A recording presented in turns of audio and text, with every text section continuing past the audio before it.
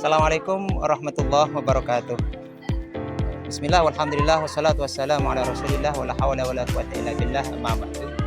Perkenalkan, nama saya Nawawi SPD, mengajar mata pelajaran Akidah Akhlak di Madrasah Aliyah Asy-Syafi'iyah Bangsal Sari, Jember. Sekaligus sebagai mahasiswa PPG Transformasi Plus dalam jabatan batch 1 tahun 2020 di LPTK UIN Maulana Malik Ibrahim Madrid. Kali ini saya akan mempersembahkan video praktek pembelajaran akidah akhlak fokus tema ghibah dan fitnah kelas 10 Madrasah Aliyah Asy-Syafi'iyah Bangsal Sari pada hari Sabtu tanggal 10 Mei 2025. Selamat menyaksikan. Sekian, kurang dan lebihnya mohon maaf. Wabillahi taufiq hidayah. Assalamualaikum warahmatullahi wabarakatuh.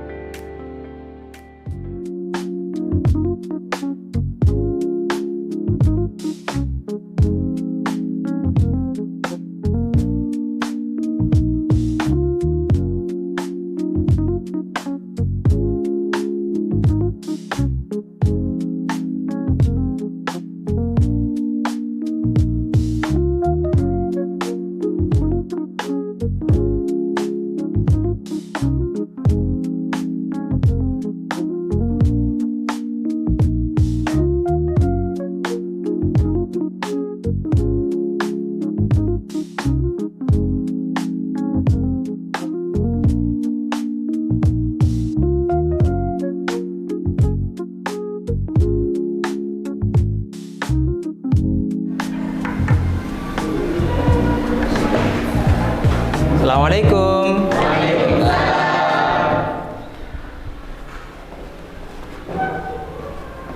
Silahkan duduk.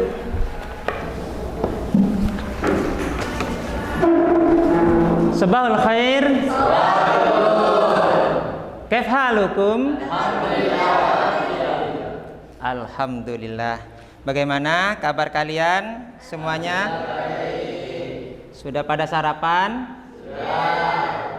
Sudah pada mandi? Wah, kalau tidak mandi tidak seger dong. Kita ini akan belajar kok pas tidak mandi nanti gimana? Baik, sebelum materi saya sampaikan dan pembelajaran kita mulai, alangkah baiknya kita awali pertemuan ini dengan doa bersama yang akan dipimpin oleh ketua kelasnya. Ayo, ketua kelasnya dipimpin dulu. Sebelum pembelajaran ini, kita berdoa mulai. Bismillahirrahmanirrahim. Raditu billahi rabba wa bil islami dina wa bi muhammadin nabiyya wa rasulah. Rabbi zidni ilma warzuqna fahma. Amin ya rabbal alamin. Baik, sebelum kita mulai, saya ingin ngecek kehadiran. Kok kayaknya tapi hadir semua, tapi takut luput. Saya baca satu persatu aja. Ridho, ada Ridho? Oh, hadir. Abdurrahman? Hadir. Yuliatun Nufus? Hadiro. Yovan? Hadir. Baik anak-anak, kita hari ini akan mempelajari materi kita di pelajaran akidah akhlak ini tentang ghibah dan fitnah. Coba sebelum saya mulai, pernah tahu nggak apa itu ghibah? Pernah dengar nggak apa itu ghibah? Coba, apa ghibah itu?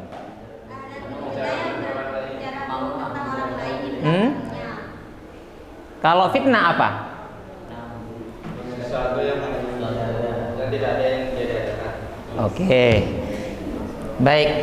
Berarti sedikit kalian sudah punya gambaran apa itu ghibah, apa itu fitnah.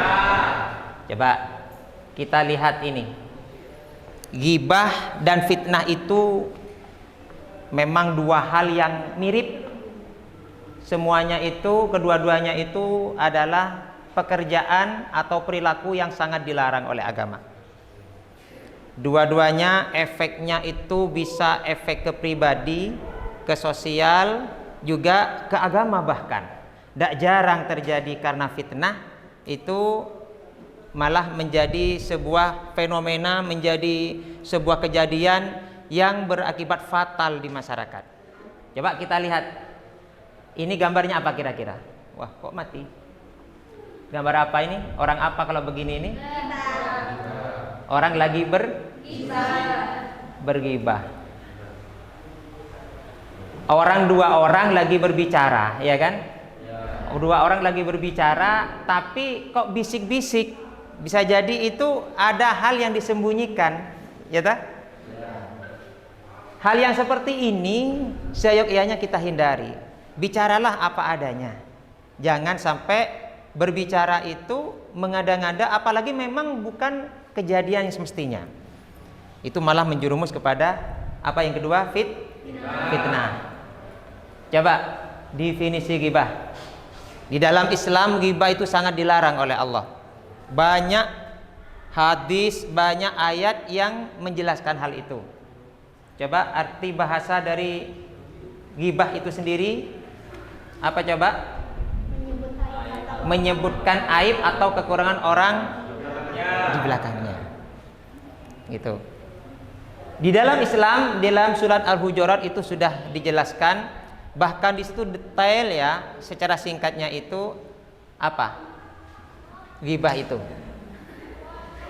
Di dalam surat Al-Hujurat ada yang hafal ayatnya? Ada yang hafal? Ayat 12. Coba ada yang bisa? Coba siapa? Ya, coba Yuni bisa nggak apa ayat 12 di surah Al-Hujurat itu?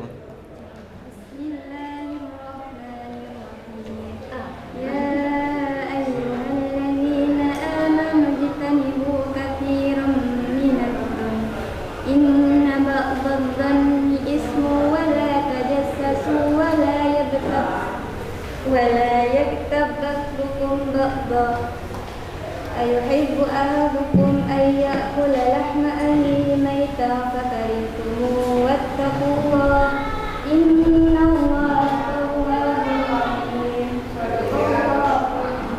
Shadaqallahul adzim. Jelas ya, di dalam Al-Qur'an ada, bukan tidak ada. Larangan ghibah, larangan mengada-ngada, atau mungkin bahkan itu hal yang tidak perlu dibicarakan. Itu namanya fitnah. Itu malah menjerumus kepada fitnah. Saya bilang tadi ada fitnah, ada ghibah. Itu sedikit perbedaannya, tipis. Kenapa? Kalau ghibah itu sesuatu atau pekerjaan atau perilaku membicarakan sesuatu keburukan orang lain di belakang orangnya. Ketika dia orang itu tahu, mungkin dia itu marah atau bahkan apa? Bahkan benci. Timbullah nanti pertengkaran, perpecahan. Itu ghibah. Sekarang definisi fitnah. Coba siapa? Abdurrahman baca apa fitnah itu? Berita bohong yang mencemarkan nama baik orang lain. Berita bohong, pencemaran atau mencemarkan nama baik orang lain. Jadi memang sebetulnya itu bisa jadi tidak ada, tapi adakan. Bisa jadi orang itu tidak mencuri dibilang mencuri. Bisa orang itu tidak berbuat jelek dibilang berbuat jelek. Itu namanya fitnah. Selanjutnya ini, sebelum kita kepada materi yang lebih lanjut, kita harus tahu apa bedanya fitnah, apa bedanya ghibah.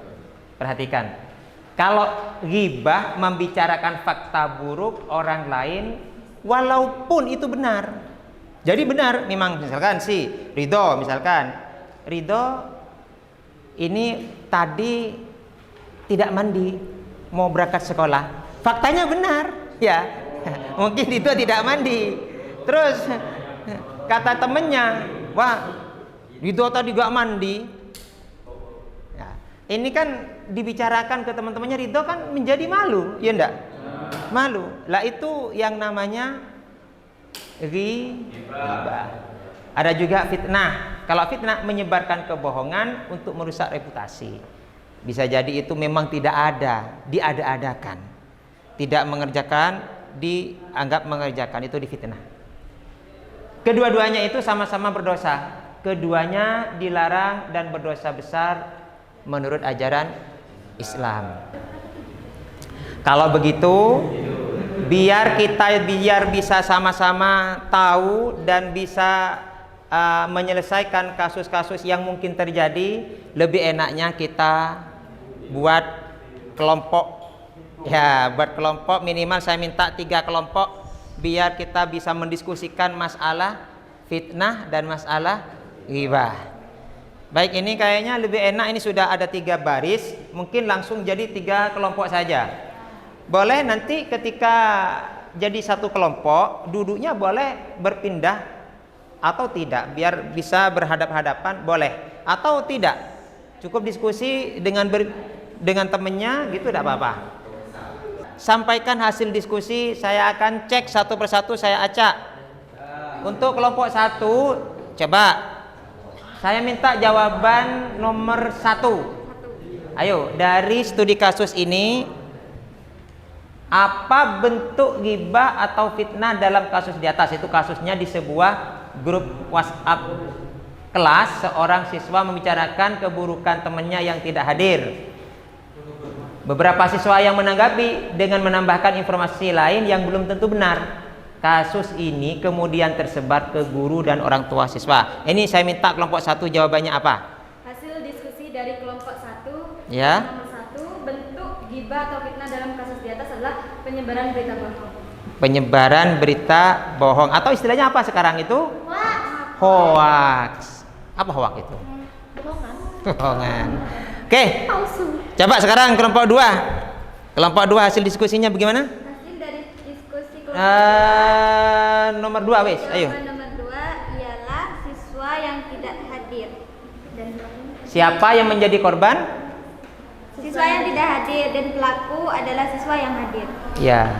Jadi yang hadir justru malah saling menggunjing, membicarakan anak yang itu dengan perkataan atau dengan informasi yang tidak sebenarnya malah. Ya, oke, kelompok 3 sekarang. Bagaimana kelompok 3? Hasil dari diskusinya saya minta jawaban nomor 3. Apa dampak dari kasus sebagai hubungan sosial di kelas? Dampaknya menurut diskusi kelompok 3 tadi, gimana? Dampaknya dapat merenggangkan hubungan persahabatan antar teman atau siswa di kelas tersebut. Jadi dampaknya bisa merusak suasana kelas ya, persahabatan bisa tidak baik. Ya itu artinya memang benar semuanya. Jawabannya kelompok 1, kelompok 2, kelompok 3 jawabannya benar. Ayo tepuk tangan untuk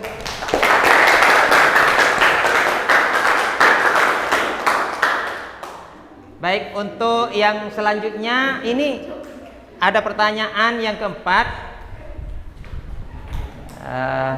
Bagaimana cara kalian sebagai kelompok menghentikan atau menangani situasi ini? Ini saya minta salah satu saja. Ayo siapa yang bisa jawab? Ayo siapa yang bisa jawab? Ya silahkan. Abdurrahman, hambanya Dan Ar-Rahman saling. Ini Maha Pengasih, jadi sesuai dengan ini. Nanti jawabannya pasti bagus. Ayo. Jawaban nomor 4 dari kelompok 3 ialah mencari tahu terlebih dahulu hal-hal yang sebenarnya. Iya. Atau yang faktanya yang terjadi. Cari tahu dulu. Jadi biar tidak asal-asalan. Cari solusinya bagaimana dia tidak masuk kenapa. Jadi kalau sebisa mungkin kita bantu. Bantu. Tepuk tangan untuk saudara Abdurrahman. Oke, kita lanjut kepada materi selanjutnya. Sebelum saya masuk ke materi selanjutnya, saya ingin kembalikan suasana ini personal lagi, bukan per kelompok. Baik anak-anak, coba kita perhatikan lagi. Ini dampak daripada ghibah dan fitnah. Dampaknya tuh banyak ya. Di antaranya yang bisa kita rumuskan di sini, satu, merusak persaudaraan dan persahabatan. Jadi kalau seperti tadi itu, jadinya anaknya kalau sudah mau masuk lagi malu dan semacamnya. Yang tadinya giat belajar jadi gak giat. Terus menimbulkan permusuhan dan kebencian. Bisa jadi orang tuanya kalau sudah tahu kok anak saya dibully dan semacamnya, dia marah, timbullah nanti kegaduhan. Tidak cukup di dalam kelas, tapi bisa merembet di masyarakat, ya kan? Terus yang selanjutnya menghilangkan kepercayaan dan nama baik. Pastilah kalau sudah tadinya sudah baik-baik kok malah dibuat fitnah seperti itu, akhirnya apa? Namanya jadi tercoreng. Dia sudah tidak baik-baik lagi namanya.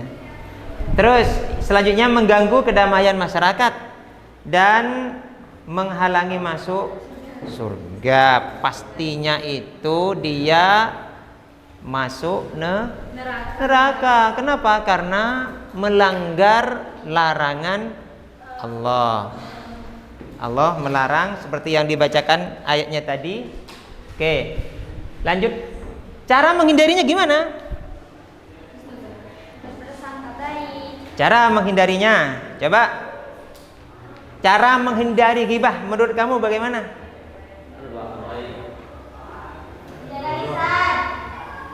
Tidur. Menjaga lisan. Wah, ini ciri-cirinya anak yang apa ya? Pinter ini. Jadi kenapa? Biar tidak banyak kejadian, mending tidur aja, bener juga.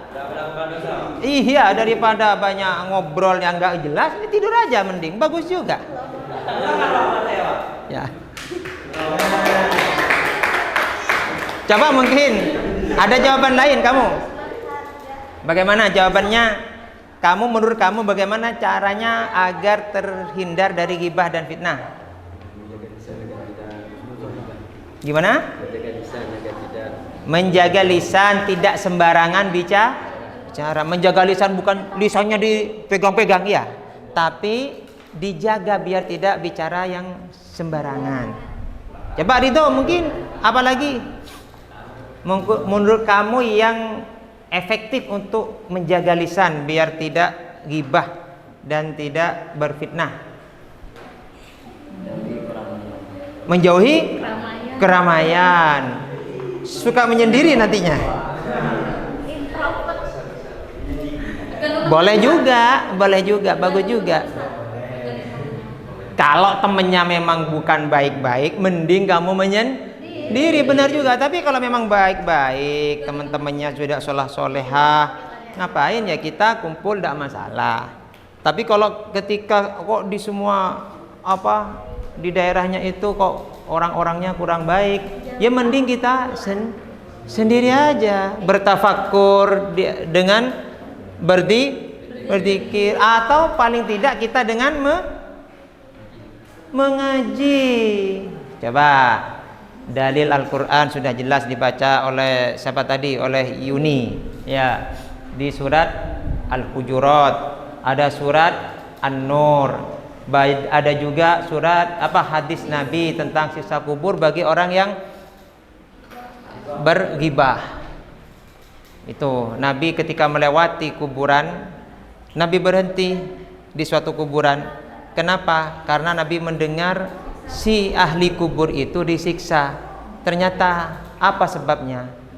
Karena ghibah. Itu hadisnya sudah banyak kita lalui, sudah kita pelajari sebelum-sebelumnya. Juga banyak juga hadis berkata baik. Di dalam hadis juga, kalau kita tidak bisa mengatakan sesuatu, mendinglah Diam. diam. Kalau tidak bisa mengatakan sesuatu yang baik, mendinglah diam. Jadi benar katanya tadi. Katanya teman kamu itu, diam aja, tidur kalau enggak ya. Iya. Falyakul khairan aw liyasmut. Diam saja, jangan banyak bicara. Kalau memang tidak bisa berkata baik. Banyak hadis-hadis yang pernah kita pelajari sebelum-sebelumnya. Baik. Secara kesimpulan, antara ghibah dan fitnah itu apa coba? Jaga lisan, raih ridho Allah. Kalau ada istilah katanya itu mulutmu hari maumu. Apa itu maksudnya? Mulutmu hari maumu. Mulutmu itu bisa menerkam kamu. Harimau kan suka menerkam, suka menggigit. Jadi kalau kamu tidak bisa menjaga mulut, bisa jadi mulut kamu yang akan membuat kamu celaka. Gara-gara mulut sendiri akhirnya bisa masuk penjara, ya enggak? Dan bisa jadi bukan karena mulut, tulisan lewat media massa atau media sosial, bukan media massa, media sosial, internet, WhatsApp dan semacamnya, Facebook, bahkan mungkin TikTok ya. Kalau konten-kontennya itu menimbulkan keresahan, bisa jadi dia akan menjadi harimau bagi yang pemilik konten itu. Oleh karena itu, yang benar bagaimana? Kita harus benar-benar menjaga diri kita agar tidak melakukan hal-hal yang tidak sebenarnya, ya. Termasuk dosa besar, ghibah, fitnah harus dihindari selalu. Juga bagaimana kita agar terhindar dari ghibah, berperilaku akhlakmu mulia. Gimana kalau kita bersama teman, bersama guru, bersama orang tua, jadi kita tidak berneka-neko, menjaga lisan dari hal-hal yang tidak terpuji. Terus raih ridha Allah. Semua itu kita memang butuhkan. Tanpa ridha dari Allah, maka kita tidak akan hidup enak di dunia ini. Terus selain itu, sebagai siswa kita harus berkomitmen. Sebagai pelajar, sebagai peserta didik, kita ini harus berkomitmen bagaimana kehidupan kita ke masa depannya, ya kan? Melalui pembelajaran kita cari tahu, melalui proses pembelajaran kita berusaha agar kita bisa mempunyai perilaku yang baik. Baik, kita lanjutkan. Sebagai penutup dari presentasi ini, menjaga lisan, menguatkan iman dan hubungan sosial, hindari ghibah dan fitnah demi kehidupan hari harmonis. Mulailah dari diri sendiri dan sebarkan kebaikan terus menerus. Boleh mungkin ada yang ditanyakan? Ya, Rahman, apa? Kan fitnah itu lebih besar dosanya daripada membunuh. Nah, Oke. berarti fitnah itu besar banget dosanya. Ada. Banget. Nah, gimana caranya biar apakah dosa itu bisa dimaafkan? Apa harus dari perantara biar Allah bisa memaafkan dosa fitnah itu? Bagus. Pertanyaan yang bagus, tepuk tangan untuk Rahman. Sesuai dengan Rahman katanya tadi itu. Sifatnya itu namanya itu nama yang dimiliki Rahman ini, nama Allah Dat yang Maha Pengasih. Dianya tidak mau terjadi fitnah. Ya kan? Rahman tidak mau terjadi fitnah. Makanya orang yang melakukan fitnah itu dosanya seperti apa besarnya, gitu ya. Terus bagaimana agar bisa diampuni? Ingat, kalau manusia sebagai makhluk ini berdosa kepada Al-Khaliq, kepada Allah, cukup beristighfar. Itu pun dengan syarat istighfarnya itu tembus ke dalam hati. Iya, dianya itu bisa istighfar, minta ampun kepada Allah, Allah mengampuni, selesai. Beda dengan fitnah. Maka yang memfitnah harus datang ke yang difitnah. Misalkan Abdurrahman memfitnah Ridho, ya Ridho harus datang ke rumah Ridho. Yang menyebabkan kamu gonjang-ganjing selama ini itu tahu doh. Nggak tahu, man kurang ajar orang itu doh. Anu sembarang misalkan. Doh, minta maaf ya doh, sebetulnya harus ngomong Rahman. Doh, saya minta maaf ya doh. Saya rela mau diapakan sama kamu doh. Yang penting saya dimaafkan. Kalau enggak, saya seumur-umur tidak punya maaf dari kamu doh. Tidak diampuni oleh Allah doh. Apa man? Saya yang memfitnah kamu doh. Kalau Ridho itu memaafin, ya berarti selesai. Kalau enggak, tidak selesai. Karena itu hubungannya hablum minan nas, harus selesai itu. Ketika Ridho tidak mengampuni, Allah tidak akan mengampuni. Bagaimana kalau sudah Allah tidak mengampuni? Caranya, ya bagaimanalah sekiranya kamu mendekati ke Ridho untuk minta maaf. Ya jangan ujuk-ujuk datang, doh minta maaf doh. Ya dah kan mungkin. Entah bagaimana caranya ya. Bagaimana caranya kamu bawa oleh-oleh ke doh. Aku panen doh. Panen jeruk ini doh 1 karung. Pulang wis. Ngapain kamu man kesini man? Dah ada main-main. Pulang doh. Ya wis. Pulang. Besoknya datang lagi. Doh, aku bawa telur doh 1 kerak doh. Dari mana? Alah, ketemu orang angon bebek di sawah doh, saya beli kok, murah doh, tak beli, tak kasih kamu doh. Bakamu man, dah, gampang lah aku pulangnya nanti beli lagi. Pasti Ridho itu dalam hatinya, duh, Rahman tuh kok baik banget, ya kan? 3, 4, 5 kali baru ngomong. Kira-kira diampuni nggak sama Ridho kalau sudah? Begitu pula kamu minta maaf kepada Allah nanti, ya begitu rayu Allah itu. Dirayu, ketika kamu rayu Allah dengan, ya jangan rayu bawain telur, bukan ya. Tapi istighfar dan semacamnya itu. Baca sholawat, minta wasilah. Atau mungkin Rahman tidak mampu datang sendiri. Ngajak sih siapa? Dayat misalkan. Karena Dayat itu adalah teman karibnya si Ridho. Akhirnya, Yat, ke rumahnya Ridho yuk. Ngapain? Nggak ada, pengen main aja saya ke sana. Kalau kamu mau, tak traktir kamu. Bawain Dayat ditraktirin, ya kan? Setelah 1, 2, 3 kali digitukan seperti tadi ceritanya, kira-kira Ridho itu ke Rahman kenal nggak akhirnya? Bukan cuman kenal, seneng bahkan. Bahkan mungkin ditunggu sama Ridho. Kapan ya Rahman kesini lagi? Gitu ya. Kapan dia kesini lagi? Karena kalau dia kesini pasti bawa oleh-oleh. Ya. Contoh seperti itu juga kita istighfar kepada Allah. Kita tidak mampu datang langsung kepada Allah. Bawa siapa yang dekat kepada Allah? Siapa? Nabinya, Nabi Muhammad. Dengan cara kita membaca salawat. Itu step atau step by step kita sedikit demi sedikit untuk mencapai ampunan daripada dosa fitnah. Gampang, sulit memang. Sulit korban ya. Lah kamu cuman korban jeruk, korban telur, korban apa? Coba Ridho korban apa itu? Perasaan korban banyak ya. Dia namanya jadi jelek. Aduh, gak bisa 1 tahun itu memperbaiki namanya itu ketika sudah rusak. Oleh karena itu caranya begitu.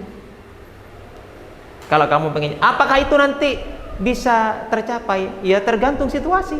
Kalau Ridho ngampunin, ya alhamdulillah. Ketika Ridho sudah mengampuni, kamu minta ampun juga kepada Allah, ya insya Allah Allah mengampuni. Itu caranya kita bebas dari dosa fitnah. Kok berat? Kok berat? Iya memang berat, makanya jangan dilakukan. Yang namanya fitnah ghibah tidak usah ada nyoba-nyoba ya. Tidak usah nyoba-nyoba, karena kalau kita mau bebas dari fitnah itu kita susah, berat. Ghibah dan semacamnya itu. Coba ada lagi? Ya, apa? Ini kan gini ya Pak, ketika bergibah tapi tidak ikut gibah, cuma mendengarkan, itu apakah dosa juga? Ya, ini penting juga, bagus. Kita beri aplaus ke Nisa. Ya, benar. Ghibah itu apa sih? Ghibah itu apakah orang yang hanya membicarakan orang lain itu aja yang dikatakan berghibah? Saya sudah singgung ya. Berghibah itu bisa jadi mulut yang melakukan, bisa juga tangan, jari, lewat HP, lewat sosmed dan semacamnya. Atau kita menjadi pendengar setia. Pendengar setia atau penyimak dan mendukung terhadap ghibah itu. Lah itu termasuk berghibah. Itu juga termasuk berghibah. Bahkan dalam kitab Ihya Ulumuddin, di materi kita kamu bisa buka LKS-nya, bisa dibuka materinya.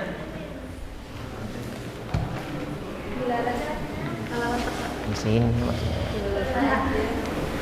itu dijelaskan, ada banyak para imam yang menjelaskan, baik juga Imam An-Nawawi, ya bukan Nawawi saya sendiri, bukan ya. Syekh Nawawi Al-Bantani itu juga mengarang kitab, itu juga dijelaskan yang namanya ghibah itu bukan hanya orang yang berbicara, tapi orang yang mendengarkan kok, walaupun diam dia. Oh iya ya. Cuman manggut-manggut aja, temennya ngomong dia manggut-manggut aja. Ya, jadi akhirnya itu juga dikatakan ghibah. Baik, kayaknya waktunya kita habis ya. Karena habis ini masih ada pelajaran lain dan kita akan sambung ke materi kita yang akan datang di pertemuan yang akan datang. Mudah-mudahan semuanya dalam keadaan sehat walafiat. Dan semua materi ilmu yang kita pelajari ini menjadi ilmu yang bermanfaat. Sebelum kita sudahi pelajaran hari ini, ayo dipimpin lagi oleh ketua kelasnya Jovan untuk mengakhiri dengan berdoa bersama. Silahkan. Berdoa mulai.